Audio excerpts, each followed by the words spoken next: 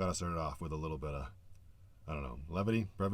I honestly had to go back and watch my last entry when I was talking about Jenna, because this is, as I mentioned in that entry, a little bit more of a muddled relationship, not so linear, not exactly choose your own adventure. But my question kind of is, why do we for so long put ourselves through certain situations and things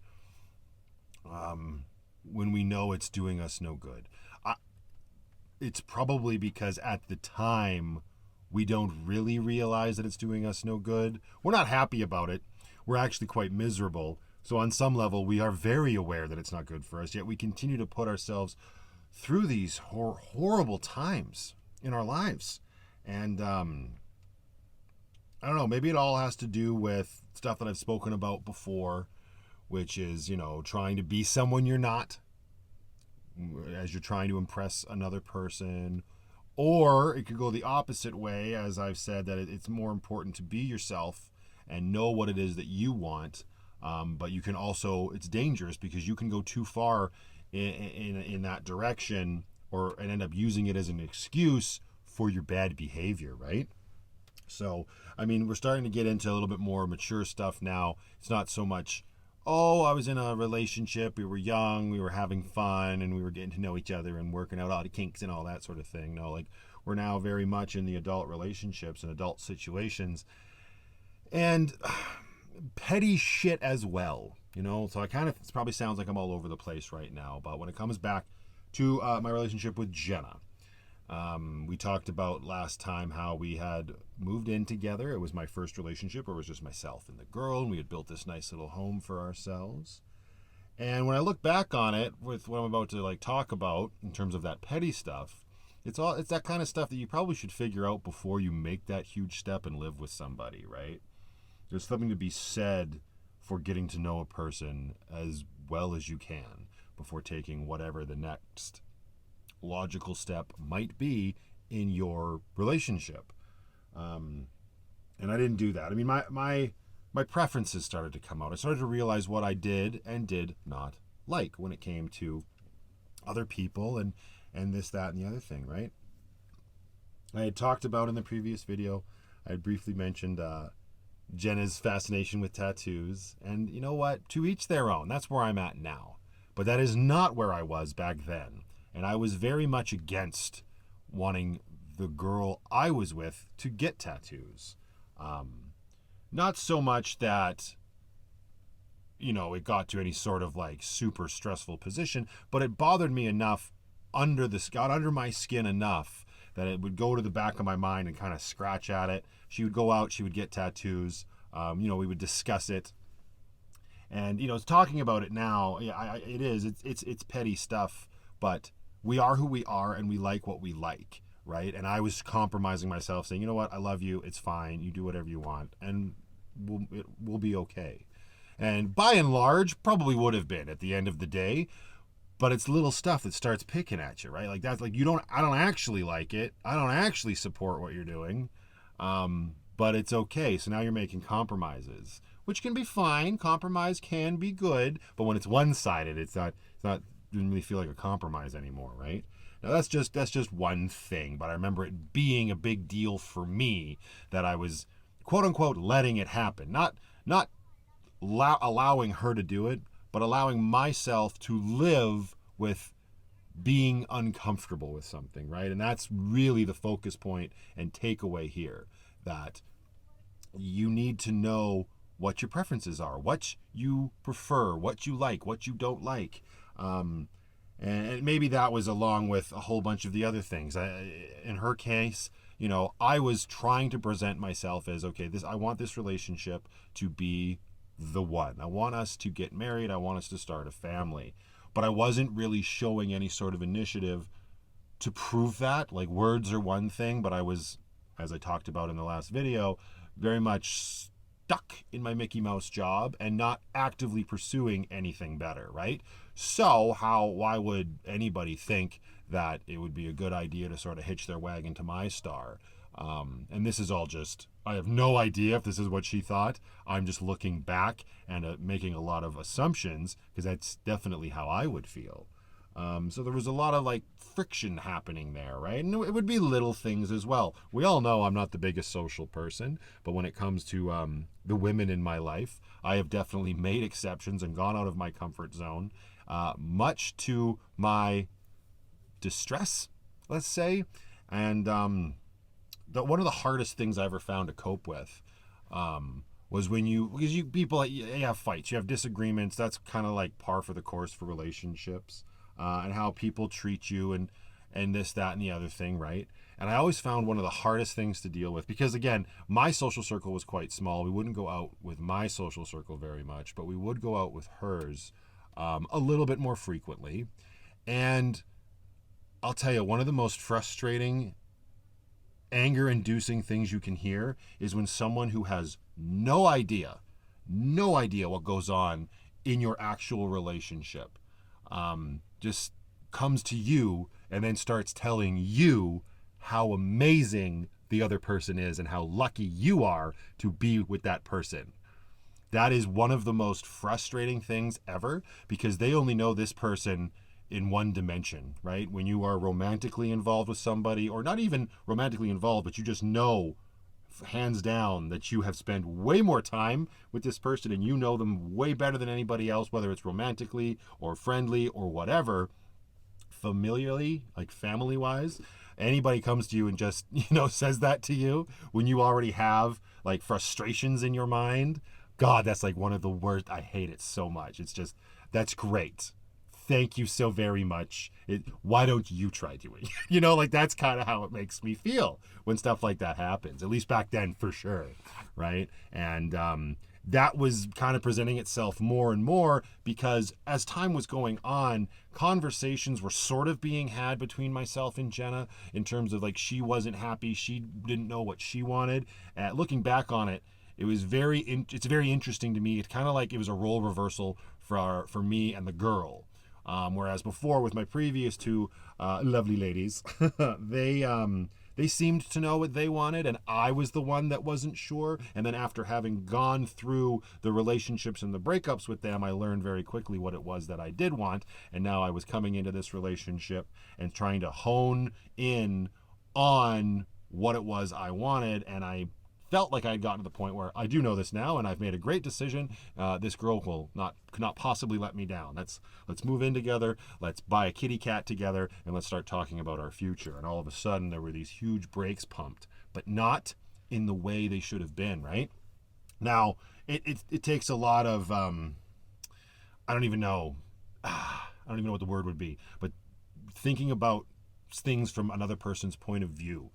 That's not something that was happening at the time. Basically, what happened, though, is that Jenna got into a position in her life where what she needed to do for herself was move out of the apartment where we were both living. And she went back and she ended up living with her dad on the other side of the city for a while. Now, when I look back on it, it would be like, okay, well, then let's break up and let's call it a day, right? But that's not what she did. What she did was say repeatedly, I just need a couple weeks, right? I just need to figure myself out, I guess it's the whole idea of like the Friends made popular, like we were on a break, right? Not alluding, like there was nothing, for the people that are fans of Friends, not like that. Nothing like that happened, to the best of my knowledge, right? But she was up there and she was just away from what was our home, and that left me there to sort of take care of it. Now, had she left and we had broken up, that would have been a different story. I probably would have been able to handle things a little bit better. But at the beginning of that decision that she was going to leave and she'd move out and she did that, it's like she was giving me hope. Now, I don't think for a second, especially at this point in my life now, that she was doing it maliciously. Not at all. And at the beginning of it, I was very supportive of that. I said, okay, well, if that's what you need to figure things out in order for us to be together and be happy in the future, I support that. I will stay here. I will go about my days just sans you, right? A couple weeks, no problem. I can do a couple weeks, right? Well, a couple weeks would come and go, and conversations would be had. I think we tried to talk on the phone every day. which was hard enough. But again, in those first 2 weeks, easy enough to handle, right? But at the end of those 2 weeks, then you would get well, I just need at least one more week, right? So that at that point, when you start adding on time to what was already said, because you are confused and you don't know what it is that you want, that's when it starts to really affect me. Or that's when it started to really affect me. And it's like, okay, well, that's okay. So now I'm making compromises. I'm going to remain here. You need one more week. That's frustrating. I thought you were coming back. Rent's coming due. What are we going to do? We were sharing everything 50-50. To her credit, she did end up paying for rent. She was gone long enough at that point, at the beginning, that she would send me money for rent for a place she wasn't even living in anymore. There were still plenty of her things there. She mostly just took whatever she needed, and that was it. I remember driving up to see her and telling her how I felt emphatically, putting my emotions out there and asking her to come back. I know a lot of the conflict came from me not wanting to live in the same lifestyle that she preferred at that time, which she really enjoyed going out to clubs and dancing and having fun with her friends, and that wasn't my scene at all. And again, if I'm trying to give her as much credit, she was probably viewing me as not a person to settle down with, right? That's hard. It's not an easy thing for me to say, but it's probably true, right? So time kept going on like that. I was in the apartment, by myself, living our life, and those 3 weeks ended up turning into months. Not to drag the story on for too long, but that is exactly what happened. It was months and months and months of that. And every day that started going by, I could actually feel my heart breaking a little bit more and more, because it felt like there was never going to be an end in sight. All I wanted was for her to come back and for our lives to go back to normal.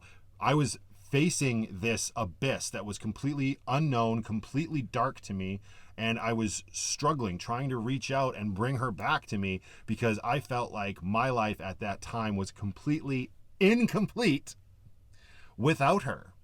Right? We had spent so much time together. We had fallen in love so deeply that I once again was losing my own individual identity. There was no longer just Matthew. It was Matthew and Jenna, but Jenna wasn't there. And I was trying to fill this huge void. I was trying to distract myself with friends, distract myself with writing. This is at the point in my life where I ended up not being able to sleep because I was so distraught over this. There was nights where I was crying myself to sleep over it. And I think about this, I go back in my mind, and I'm not proud of it. I wish I could go back and shake myself. Don't we all have those moments where we've done some dumb shit, and hindsight being 2020, we just want to go back and slap that person across the face. And that's what I'm talking about when I said that you don't really realize what you're doing to yourself at the time. I had convinced myself. I didn't know it, but it was a subconscious thing that I convinced myself that this is what I needed to do. And because this is what I want, because this is how I want this relationship to be, and it will be the way I want my life to be in the end, I will die on this hill. This girl will come back. Even though every time she would set a deadline, that deadline would come and go, and she'd say, I need another 3 weeks. I'll be back in another 2 weeks.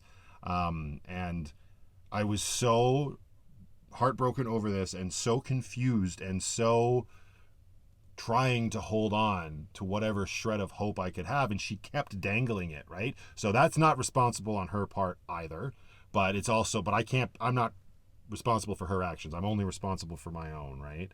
So I should have called it far sooner than I did. I don't even know if I did, if I'm being honest.